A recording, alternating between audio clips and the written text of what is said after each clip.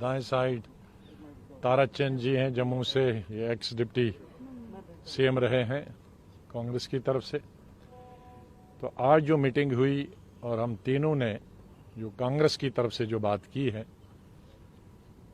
बहुत सारी चीज़ें हमने बताई कि किस तरह से स्टेट डिसॉल्व हुई है, वो नहीं होनी चाहिए थी। इलेक्टेड रिप्रेजेंटेटिव्स थे, उनसे पूछे बगैर किया गया।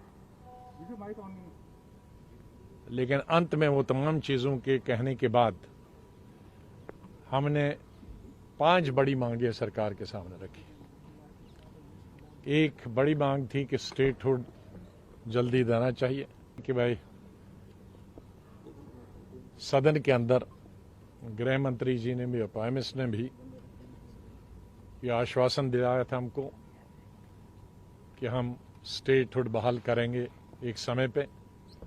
तो हम लोगों ने कहा कि अब समय तो आ गया है, सब इलेक्शंस वगैरह हो गए, बीडीसी डीडीसी इलेक्शन हो गए और अभी शांति भी है, सीज फायर भी है, बॉर्डर भी शांत है।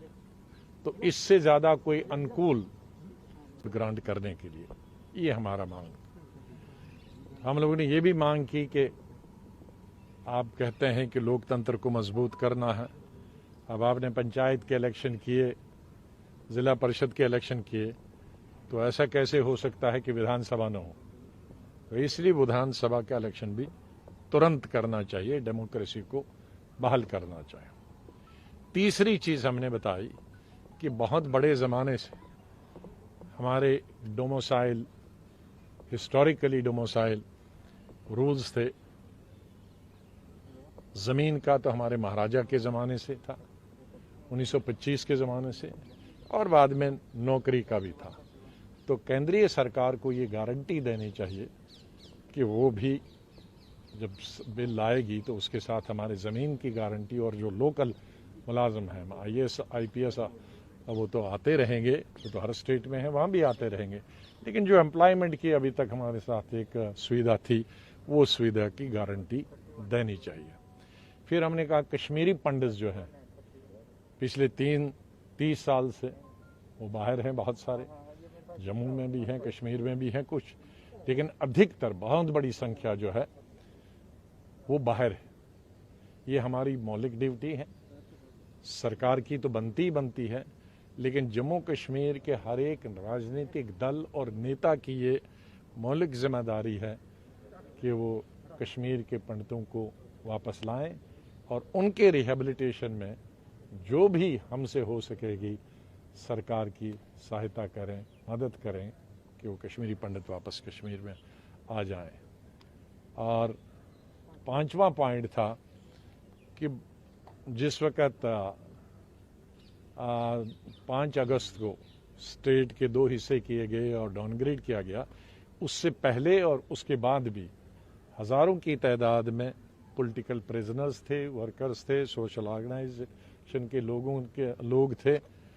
तो उनमें से हम मिलिटेंट्स की बात नहीं करते हैं छोड़ने की, लेकिन इस तरह से जो राजनीति से जुड़े हुए लोग हैं, पॉलिटिकल प्रिजनर्स, या आपने एक डर के भय से कि भाई अगर इनको छोड़ेंगे तो कुछ होगा, उनको सबको रिहा कर देना चाहिए। बहुत तकलीफ में है जम्मू कश्मीर के लोग। 2019 5 अगस्त के बाद गुस्से में हैं, नाराज हैं, जज्बाती तौर टूट गए हैं, बड़ा ह्यूमिलिएटेड है। जो 5 अगस्त 2019 को जिस अनकॉन्स्टिट्यूशनल और इलीगल और इमोरल तरीके से 370, ये जम्मू कश्मीर के लोगों को कबूल नहीं है। जिस तरह से बीजेपी ने 70 साल स्ट्रगल किया 370 को हटाने के लिए, जो इलीगली हटाया गया, अनकॉन्स्टिट्यूशनली हटाया गया, हमारी जमात, जम्मू कश्मीर के लोग कॉन्स्टिट्यूशनली, डेमोक्रेटिकली, पीसफुली स्ट्रगल करेंगे, चाहे महीने लग जाए या साल लग जाए।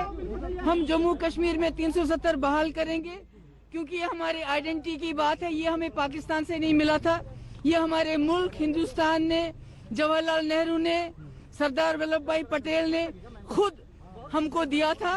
और जो जम्मू कश्मीर की आइडेंटिटी है, हमारे जॉब से, हमारी लैंड है, हमारा डोमिसाइल है, ये सारा सिक्योर करता है।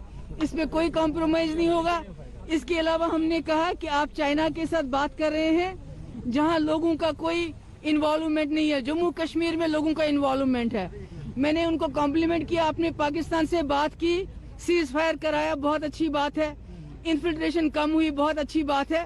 अब अगर जम्मू कश्मीर के लोगों को सुकून मिलता है, आराम मिलता है, उसके लिए अगर आपको पाकिस्तान से फिर बात करनी चाहिए। और जो ट्रेड जम्मू कश्मीर, चाहे रावलाकोट का हो, चाहे वो मुजफ्फराबाद रोड का उड़ी मुजफ्फराबाद हो, जो ट्रेड हमारा रुक गया है उसको चालू करने के लिए भी पाकिस्तान के साथ बात करनी चाहिए, क्योंकि